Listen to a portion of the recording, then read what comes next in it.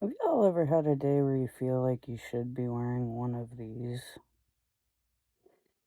You just have a day where you're just like a complete klutz for the whole day?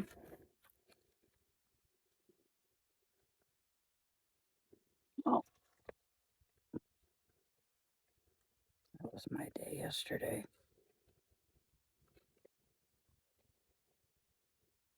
I pranked myself. Who the hell does that? Yeah, I got helmet head. No, whatever. I don't care. So, story time. I was getting ready to go out for my birthday dinner. Um, and that turned out eventful. Um, I did a story about that yesterday. Make a long story short, I ended up having to slap a piece of steak out of my grandmother's throat at dinner, but we're talking about a different incident that happened before dinner. So, I have this 100-pound test fishing line that I use for various projects and stuff like that. Sometimes you want to use a see through filament kind of piece of string or wiring for certain craft projects. So I keep a reel of 100-pound tests I found detailing random car when I lived in Austin. Um, for that, I found a lot of art supplies and car stuff and cars that came into the dealership when we were detailing them. If you don't have to buy it, why would you buy it?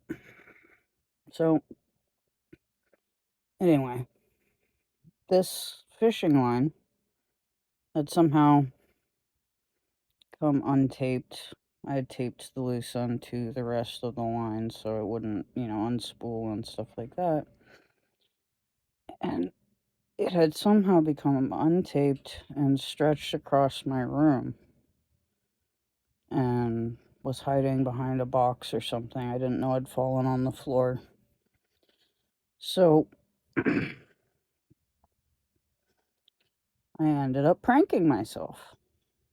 So I'm getting changed to go to dinner.